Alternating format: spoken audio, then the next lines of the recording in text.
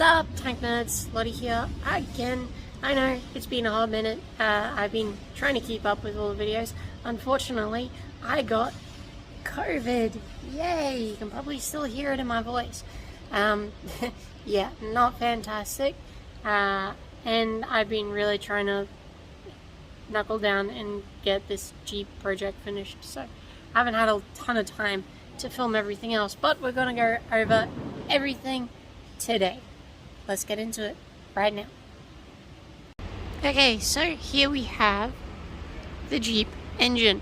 I've done a lot to it. Obviously, I've repainted most of it. Still got the alternator to put on, but I'm just going to do that after the fact because it's currently drying. I painted it silver, so I'm going to put that on later. Yeah, I really wasn't sure what color to paint the engine, and then we had the fantastic idea of why don't we paint it the same brown? Why don't we paint it the same brown as the chassis, but we'll put a little bit of extra red and black into the mix, and so that's where we got this unique color from. So it's distinctly different, but still looks, you know, like it's part of it, because the black that we have, and yes, we could have just gone out and gotten more black, but like I said, been quite ill, so haven't had a ton of time to go gallivanting around. Plus the paint shop burnt down, so there's that. But the black is a little too shiny for every situation. It looks really good on that, and it looks really good on the fuel tank, but a whole shiny black engine was perhaps a bit too much, considering, you know, it's supposed to be a military Jeep. We were trying to keep the shine down a little bit, so I thought this was a good get around. So it's literally the exact same paint, but I just put hand mixed some darker shades into it. So what else? Oh right, obviously the engine came back. It had a knock in it. We sent it back to the guys who did it in the first place because it was still under warranty. I'd rather they do it, and, you know, rather than me waste time and money. So that's all groovy, fine and dandy. One little thing though, they forgot in here there's a little fork. If I can just, you see that right there? That's a little fork piece which comes out, and if we look through the back here, you can just see the hole in there. What you will notice is that there's something incredibly important missing from here, which connects to the clutch, and that's the clutch linkage. Like, there's supposed to be a little wire cable. I checked all my previous footage, and it was definitely attached when we sent it off. Oh, I need to sit down. Yeah, so I called them up and asked them where it is. Fortunately, I've got small enough hands that I can refit it, because it actually came off when we test ran the engine. Obviously, we test ran the engine. But yeah, I kind of need that before I can put the body on, because the engine only sits maybe that far forward from where it's currently hanging. I'm just in the process of bolting it down, because the body is actually going to come over this section here, so getting my hand in there, because I'm probably going to have to take the fork back off to fit it, or at the very least I can feed it through there and then sort of wind around, but I need access to the side of the engine. So not happy, Jan, particularly not happy about that. Anyway, moving on. So yeah, that's what I'm doing today, is rebolting the engine to the chassis. We had to redo the back of the gearbox because that was just pissing out. Now all good, so we are leak free which is really good. I've still got to paint the steering wheel. It's not going to be the steering wheel. We've got a smaller steering wheel for larger gentlemen to fit inside the car. Yeah, I think that's it for the chassis. We'll move over to the body. It looks a little bit dusty, and that's because it is.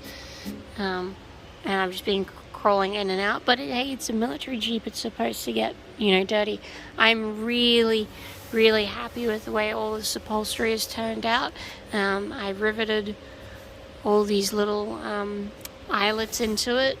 The seat just folds down. I had to fold it down because that's how I lift it, with these 2 points here and a strap going around the back, and so I need the rear seat down.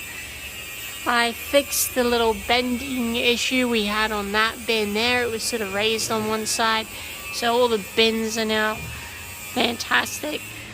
I fixed the rear lights, so I actually soldered a new bulb into, I think it was this one, or it might have been the one on the other side. So they all work with the 12 volt system that we've got running for it. I showed the lights on the last one. I had to take one of the gauges out because I'm actually running it on the engine, but I'll take that out. That's not a problem. I just wanted to see oil pressure. Yes, over here. We're running out of space, which is why we're sort of just trying to get everything done. Hopefully, once Peter's finished the carrier before Christmas, or slightly after, and I finish this one, we will have a ton of room. I fixed, let me get that out of the way. I fixed the button so it doesn't open.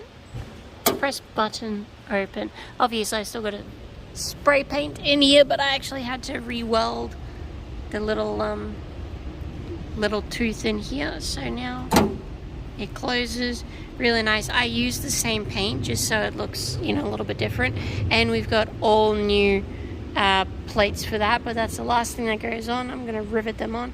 It's going to be a riveting process, and it's going to look fan-bloody-tastic. Yeah, no, everything is looking really, really quite groovy. I'm honestly quite proud at how everything is going.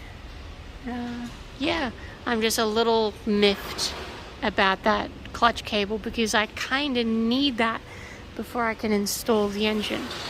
We'll have a quick look at what Peter is doing. Very fancy, big engine in there. Hi, Peter. Yes.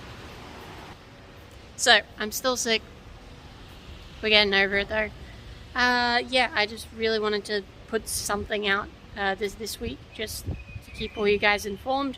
Everything that we're doing. Obviously, we've got the big Centurion and the other tank. We are doing we already filmed a small little video for the World of Tanks live stream, which is happening on the 12th of December. I have no idea what time, but it'll be 12th of December, probably US time or European time. So it's like the 13th year in Australia when that's going to happen. I believe last year was like 3 hours long, and we've only got like a 4 or 5 minute little segment. But anyway, we filmed all that, so by all means go and check that one out if you want to see some groovy stuff. The production quality is way, way higher because it's not just me on a camera phone. Yeah, what else? I think I'm just rambling at this point. Oh yes, do go check out the podcast Turret Monsters. I will leave the Linktree link down below, which will be groovy. If you like me and a bunch of other people talking about tank stuff, go check that one out. It's on Spotify and Apple. In the new year, we will be dropping it to YouTube, but it'll be starting from the start, so it'll be like a couple of months behind. and that is because right now we're only doing audio, and Patreons get video because we need support somehow. And then the video will come out for everyone a month later. I think that's the way we're going to do it, but we will probably we'll figure out how to do certain things. Anyway, I hope you all enjoy this quick little shamble of a video just to push something out and to show you that we are still doing all the hard work. It's hot here. See you on the next one. Bye.